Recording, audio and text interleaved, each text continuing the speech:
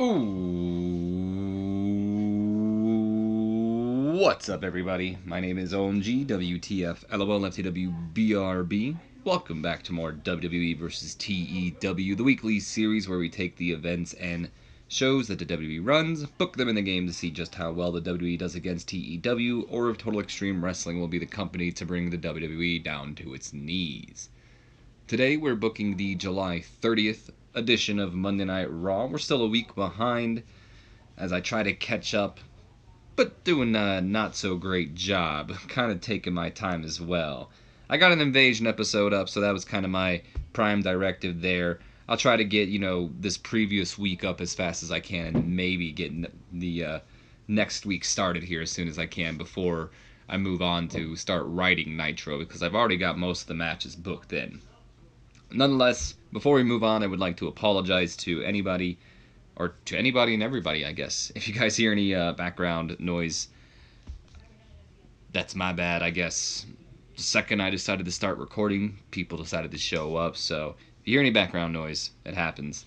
But I'm kind of on a schedule right now. I got to get this recorded now, pretty much, and then I got to start getting ready for work, so let us just go ahead, jump right in this video. I won't try to be too quick with things. I'll try to, give my opinions and explanations. I have plenty of time, but not like a whole lot of time to where I can be dilly-dallying here. Nonetheless, cold open for Monday Night Raw gets a 70 C+ rating here as we show off the Roman Reigns versus Bobby Lashley match from last week that was for the #1 contendership for Brock Lesnar Universal Championship.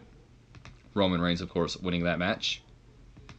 And then we move on to a 72 B-, as indeed the WWE Universal Champion is here. Brock Lesnar and Paul Heyman both shown on screen. I think they're like backstage at this moment. I don't believe the whole meme with him on the couch is happening yet. And then we open up the night with a 69 C+ rating.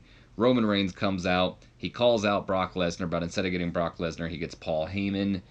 Heyman comes in. He talks his crap. He talks about how after Brock beats Roman Reigns, he's going to go over to UFC and capture the UFC World Championship and be a dual undisputed world champion of both the WWE and UFC. Roman Reigns says that's not going to happen because after SummerSlam, he's sending Brock Lesnar to UFC as Roman Reigns' bitch, pretty much.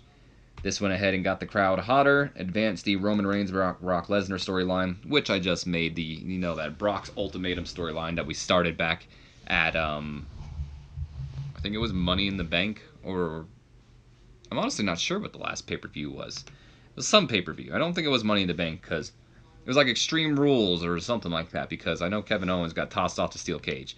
Whatever. It doesn't matter. 58 C- as we see Seth Rollins backstage. He's getting ready for his upcoming match against Drew McIntyre, which will take place later on tonight. 50 D+ rating as we see Ronda Rousey and Natalya chit-chatting backstage as we hype up her match against Alicia Fox. 58 C- as we get more hype for what's coming up. Finn Balor takes on the Constable, Baron Corbin, and that's next. 75 B- before we move on to the match as Paul Heyman goes to show Brock Lesnar what Roman Reigns had to say about him out there. But Brock Lesnar doesn't care. He doesn't give a damn at all. He doesn't give a crap, I should say, but that's for a later segment. He doesn't watch the show, and as Heyman goes to show Brock Lesnar what's Roman Reigns said on his phone, he throws Heyman's phone away from him. So that gained some heat there, and further showing that Brock Lesnar just doesn't care. And may I say that I'm actually, from what I saw on this Monday Night Raw, I like the way they're going. I like the direction of this feud so far. I know it's been a big meme about Brock Lesnar sitting on the couch with, reading some magazine, and people are taking the magazine and making its own. I think my favorite one was the Playboy with Sable on it. That was probably my favorite one someone did. Nonetheless, though, the story they're telling here is Brock doesn't care, and and Roman's kind of obsessed ever since the Greatest Royal Rumble. That's the story that they're being told right now, and I'm actually enjoying it. I think they've done a great job with Roman ever since the Rumble, showing him lose to Bobby Lashley. I'm not exactly sure who he was feuding with before Bobby Lashley. I can't exactly remember who he was feuding with, if he was really doing much of anything at all. But since the Bobby Lashley feud, they're showing Roman's, ego and how kind of desperate he is right now to just get that Universal Championship. It's been real fun. And then showing Lesnar come here, who clearly just doesn't care about anything. I I'm not excited for the match, I will say, because we've seen the match so many times, and none of the matches ever made me go, oh, this is a good match. But the feud itself, I'm enjoying the direction it's being taken. I'll just say that. We move on to our opening match of the night. 64, solid C rating here, and a decent matchup. Constable Baron Corbin goes over Finn Balor in 18 minutes, 29 seconds with the end of days. Apparently, Constable Baron Corbin was exhausted by the end. Might have to check his stamina, so let me go ahead and pull that up. Was there local talent for the night? No, this was SmackDown, I remember. Because I remember Ryan DiPolo. Corbin stamina. Might have to check his stamina a little bit, see if I agree with where it is. Because exhausted, that might be a bit much. Because he didn't look like he was exhausted in this matchup. Nonetheless, beats Finn Balor in 18 minutes, 29 seconds. It was a long match with the end of days. 64 solid C. Very enjoyable match. Definitely better than their Extreme Rules bout. That was the last pay-per-view. Good stuff here. Corbin gets the win, so it's kind of, 50-50 booking like WWE always does. Finn Balor with an in-ring performance of a 65. Constable Baron Corbin with a 47. Balor's improving in performance, and the Constable is improving in performance as well. Good for him. Yeah, look, he needs to book a little smarter. He needs shorter matches. We'll take a look, but don't blame me. Blame the WWE, Michael Hayes, if that's how it is. 66 C+ afterwards as Corbin just beats down on Finn Balor. He takes him into the barricade and hits him with some pretty nasty looking elbows before just walking off with a smile on his face. So that'll probably continue this feud here. 76 B- as Kurt goes up to Paul Heyman and he demands that Paul Heyman bring Brock Lesnar out to the ringside tonight. Heyman tells him that that's not his problem. That is Kurt's problem. Heyman got Brock here. Kurt has to get him out there, but Kurt reminds Paul Heyman that not only does he have a contract with Brock Lesnar, but he has a contract with the WWE as well that Kurt Angle can control, and that he's now made it Paul Heyman's responsibility to get Brock Lesnar to appear, or he will be terminated. 76 B- for that as it gained heat for the Roman Reigns-Brock Lesnar feud. 46 solid D rating as we get a look back at the Evolution pay-per-view, which is going to be next. I just chose some random women, by the way. People that were over. Yes. 57 C- rating as we get the look back on the pay-per-view announcement, the Evolution pay-per-view, the all-women's pay-per-view. Of course, with Stephanie McMahon and Triple H both talking about it. And then Alexa Bliss, Sasha Banks, Becky Lynch, and Bayley all chiming in as well. So 57 C- right there. 50 D+ rating as we see Alicia Fox getting ready for her upcoming match when Alexa Bliss approaches her and she pretty much just, talks, Mickie James isn't here tonight, but that's why I hand selected you to take on Natalya because Ronda Rousey's going to be by ringside, so I'll be by your corner or whatever. Alicia Fox does some weird cat thing showing that she's crazy, which I'm going to go ahead and change her gimmick. I wanted to make her crazy, but she can't pull off that gimmick, so we're going to make her creepy, which is pretty much the same thing. Although she does have a very good rating on her cocky gimmick, which is unfortunate, but she got a very good rating on her creepy gimmick as well. So there you go. Alicia Fox, the weirdest, cringiest wrestler that everyone seems to like for some reason. Maybe not like. Like might be a strong word, but it seems like everyone likes her crazy stuff, and I'm just like, what the hell was that? It did go ahead and gain some heat for the Ronda Rousey-Bliss feud, so that's something. 50 D+ as Rousey versus Bliss is hyped for SummerSlam for the, of course, Raw Women's Championship. 42 D+ rating here, and a bout that didn't have much weight in heat and a terrible wrestling to it. Alicia Fox goes over Natalya in 6 minutes, 21 seconds with the Foxy Buster. I don't believe she hit the Foxy Buster. I think she hit the scissors kick. Nonetheless, we had interference from Alexa Bliss and kind of a distraction from Ronda Rousey. It was more Alicia Fox coaxing Ronda Rousey into the distraction, which led to the referee being distracted, which allowed Alexa Bliss to hit Natalya to help Alicia Fox pick up the victory. Ronda Rousey doing some good work ringside, but Natalya and her, of course, not a good combination. We knew that before, but what can you do? It's what WWE does. Alexa Bliss doing some good work ringside as well. Natalya with an in-ring performance of a 39. Alicia Fox with a 34. So fact that they got a 42, not too bad. Also, Ronda and Alexa maybe help, but I'm not quite sure there. 51 D plus rating as Ronda Rousey goes crazy because, they cheated. She goes after Alexa Bliss and almost gets her, but Alicia Fox comes to her aid and attacks Ronda Rousey. She pays for it. And once again, Ronda gets her hands on Bliss, but Alicia Fox gets up again and goes right after Rousey. And her and Alexa Bliss walk away while Ronda just kind of sits there. I don't want to say selling, but she just looks all mad, Gained some heat for the Rousey-Bliss feud as well, 51D+. 76 B- as Paul Heyman goes back and tries to get Brock Lesnar to go to the ring. He tries to sell about merchandise and all this stuff. But this is where Brock Lesnar says, in my opinion, one of the funnier lines where he goes, I don't give a crap about Roman Reigns. I don't give a crap about the WWE Universe. And I don't give a crap about the WWE. Like, crap?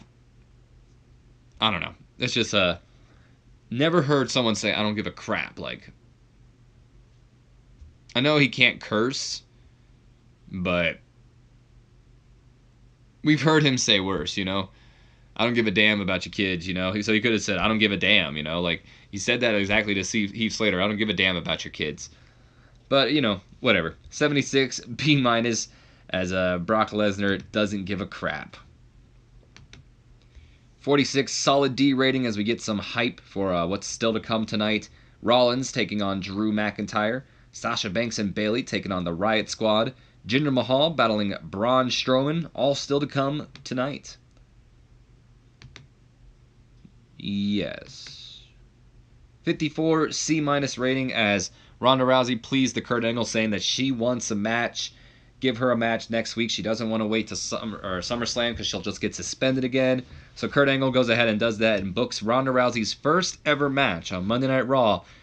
And the trivia question winner this time is Alicia Fox. Natalya was there as well. I don't think she was rated though. Gained some heat for the feud. Good stuff. 64 solid C rating as Elias. He's out there. He's ready to sing. He throws a little bit of a jab at Bobby Lashley, saying how, he would have beaten all these other, artists.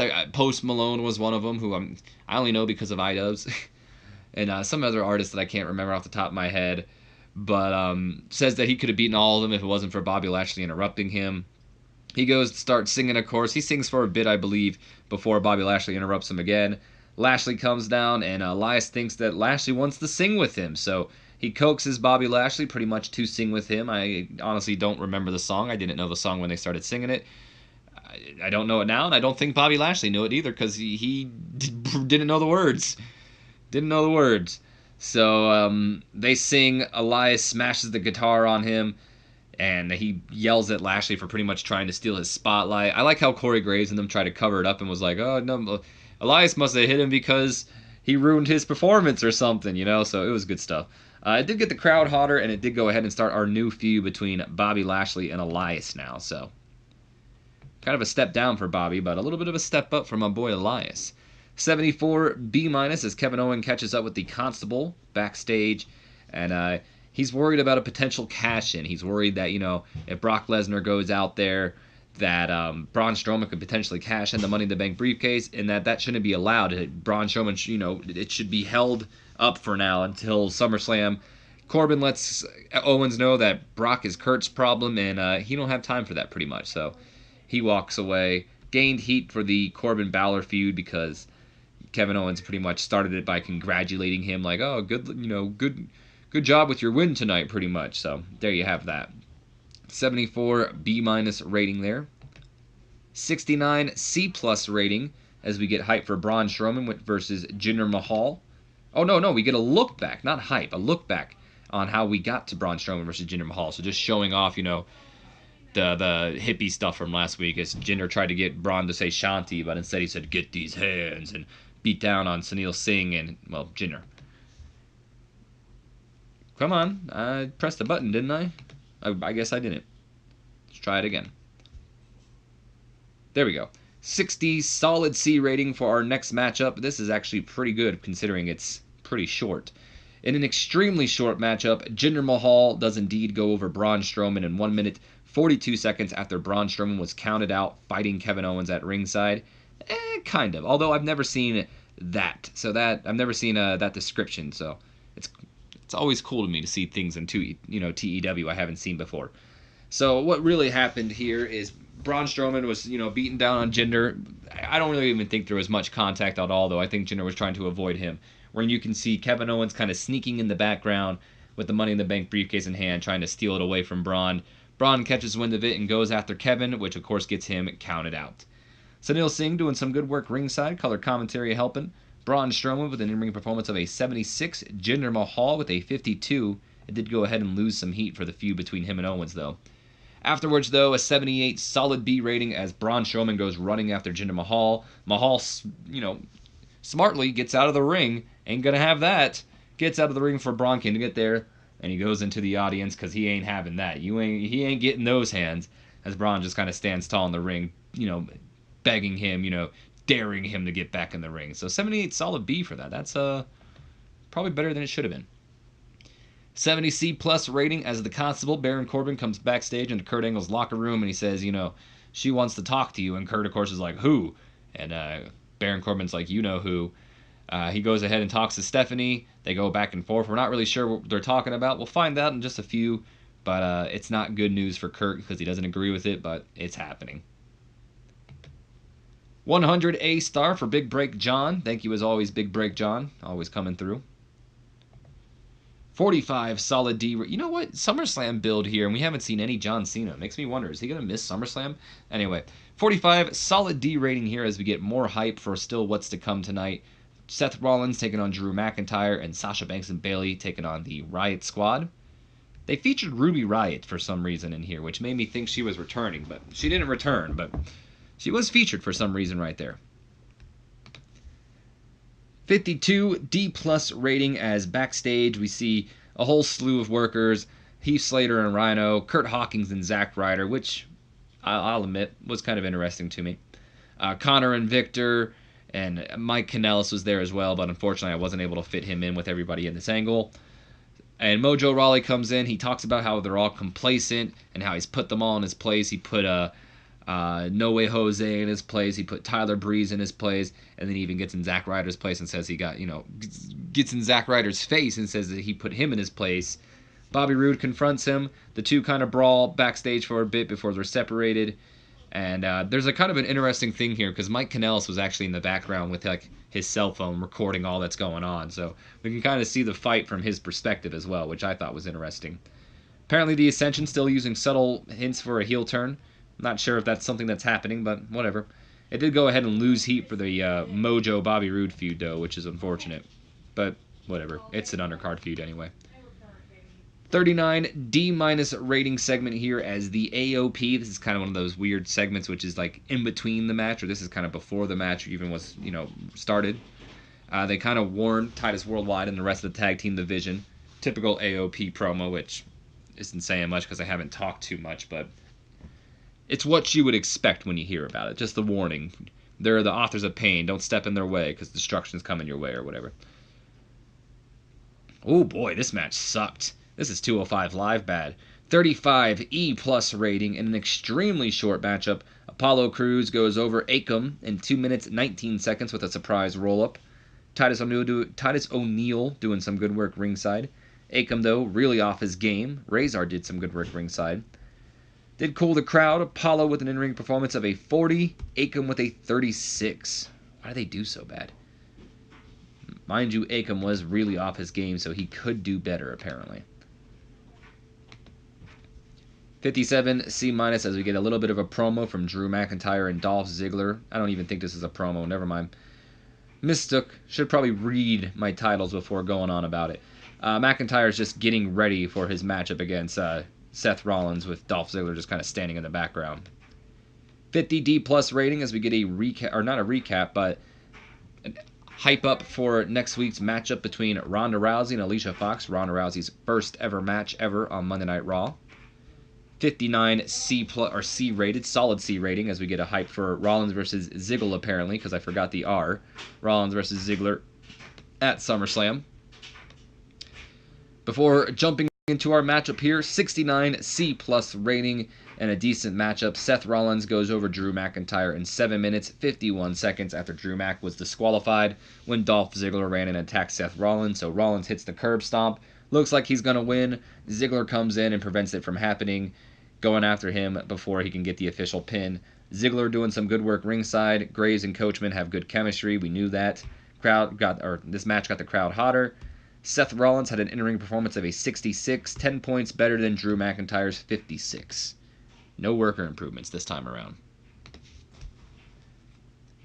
Afterwards, 76 B- rating as Dolph Ziggler continues to beat down on Seth Rollins, but Rollins manages to fight back and thwarts Dolph Ziggler's attack, beating him down and getting out of the ring before, Drew Mac can get to him as well. So Rollins looking good here.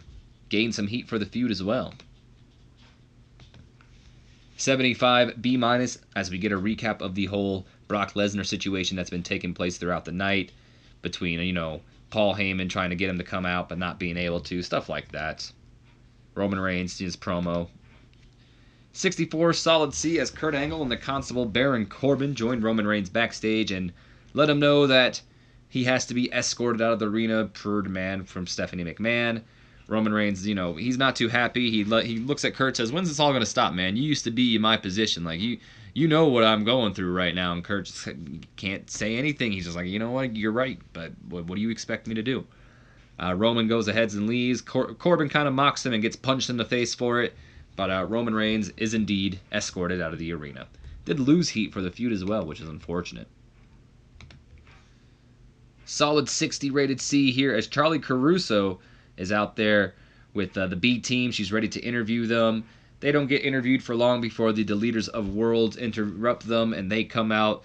They cut the basic Matt. I don't know if you can call it a basic Matt Hardy promo, but a typical broken Matt Hardy, woken Matt Hardy promo, saying how they upsetted the universal balance with their championship win, and that they must be deleted, and so they they can fix this space-time continuum or something. Bray talks about how they think they're living in a dream or something. But they're going to get their titles back, which again leads to the Revival now coming down. Scott Dawson and Dash Wilder, who have been kind of, watching the tag team champions, whether it was the Leaders of Worlds or the B team in action, kind of calling their spot. They come out here and they call their spot indeed, saying that the Leaders of Worlds have lost. It's now their shot. Bo and Curtis Axel try to get out of harm's way, and they do because the Revival end up colliding with the Deleters of Worlds. They brawl for a bit, which will lead to a tag team matchup here. Makes me wonder if we're going to see a three-way tag match at SummerSlam. Nonetheless, Curtis Axel getting better at his gimmick. Bray Wyatt was good. And I'm not going to say they're turning heel, but it's still something that may be happening here. So we'll keep it going for now, I guess, until I'm convinced otherwise. Same thing with the Bayley stuff right now and Sasha.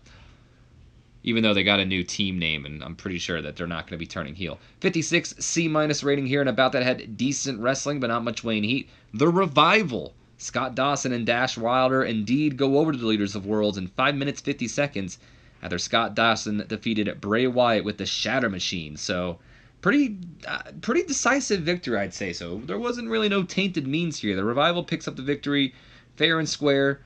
Bo Dallas and Curtis Axel were on commentary, so we gave the role to Bo because he was really kind of prominent there. They were just a bunch of goofballs on commentary, though. Kind of distracting, to be honest, as well. Bray Wyatt really off his game here tonight. That's unfortunate. Bo Dallas pretty weak on the announce table. Ignore the Matt Hardy Bray Wyatt turns. Matt Hardy with an in-ring performance of a 49. Bray Wyatt with a 57, the best of the match. So despite being off his game, he was still there. And Dash and Dawson, both with a 44 in-ring performance. No worker improvements, though. Next up, 67 C+ rating as Renee Young goes to interview Seth Rollins about what happened, but it's not long after before he is jumped by both Drew McIntyre and Dolph Ziggler, who beat him down backstage. No one comes to his aid. It's just a simple beatdown, courtesy of Drew Mac and Dolph Zig. 62 solid C rating as we get some hype for, what is this? SummerSlam? Yeah, I think it's all for SummerSlam. Hype for SummerSlam as we'll see Roman Reigns take on Brock Lesnar. Seth Rollins take on Dolph Ziggler. Kevin Owens battle Braun Strowman. And Ronda Rousey take on Alexa Bliss. Did we click it? Apparently not. I was going to say, I know I clicked it that time. 49D plus rating here in a poor matchup. The Boss and Hug Connection, the new team of Bayley and Sasha Banks, who have matching gear and everything, go over the Riot Squad, of course, being represented by Sarah Logan and Liv Morgan and Sarah Logan. I hate how similar last names are. In 7 minutes, 49 seconds, when Sasha Banks goes over Liv Morgan with the backstabber / Bayley to Bayley combo. So wouldn't Bayley have gotten the victory? Why did Sasha Banks get the victory then? I put it that way, but I'm pretty sure Sasha got the pin too. I guess it doesn't matter. Whatever, who cares? This was the main event as well. I forgot to say main event time, but it is indeed main event time. Boss and Hug Connection get their win. I don't think that either of them are turning heel. In fact, I'm pretty sure that their feud is over. They're good and friendly now, and that they'll probably be the first ever WWE Women's Tag Team Champions or whatever. Nonetheless, Liv Morgan really off her game tonight. Sarah Logan with an in-ring performance of a 38. Liv Morgan with a 32, so she was definitely the worst. Bayley with a 46. Sasha Banks 1 point better with Bayley with a 47. Gained heat for the Sasha Bayley maybe feud, whatever the hell's going on there. 76 B- as Paul Heyman finally confesses to Brock Lesnar and lets him know, like, look, Kurt Angle put my job on the line. If you don't go out there, I'm fired, pretty much. And then Brock acts like he's going out there before kind of getting aggressive at Paul and tells him to go out there and do his job, pretty much. So gain some heat back for the Roman Reigns-Lesnar feud. 46 solid D rating as we hype up that next week we will see Bobby Roode take on Mojo Rawley and Ronda Rousey make her Raw debut, or I guess in-ring Raw debut, as she will take on Alicia Fox. We end off the night with a 80 solid B rating as Kurt Angle, Baron Corbin are out there. They call out Paul Heyman. Heyman announces that Brock Lesnar will not be coming out, but Kurt should not be taking it out on him. He should be taking it out on Brock, that he tried to mold Brock into his image, or into Kurt's image, I should say. He tried to, steer Brock into the right direction and make him a respectable champion for the WWE, but Brock Lesnar just doesn't care. He doesn't respect anyone. He just barely tolerates Paul Heyman. He makes a good case, if you ask me. Kurt Angle's not having any of it, though, because he does go ahead and fire Paul Heyman. Paul Heyman begs Kurt not to do it, and while he is begging, Brock Lesnar's music hits, and I guess Paul Heyman's not fired because the Universal Champion is here. He makes his way down to the ring. He gets in Kurt's face right away after handing Paul the Universal Championship. He asks Kurt if they have a problem before giving Kurt Angle an F5. He then gets in Corbin's face and asks him if he wants some, pretty much. Corbin kind of gets out of the ring. He ain't having none of that. He then turns to Paul Heyman, and Paul and Brock are celebrating, and he grabs Paul by the face and starts just taking him down. Paul's screaming that he's hurting him, and Brock maybe heard what Paul said. I don't know, but he puts Paul in his place pretty much as we end off the show with Brock Lesnar standing tall over everybody. And no Roman Reigns there to help out because he was escorted out of the building. Segment deserved better announcing. Brock Lesnar looked good, gained heat for the Roman Reigns-Lesnar feud, and we end off the show. What do we get?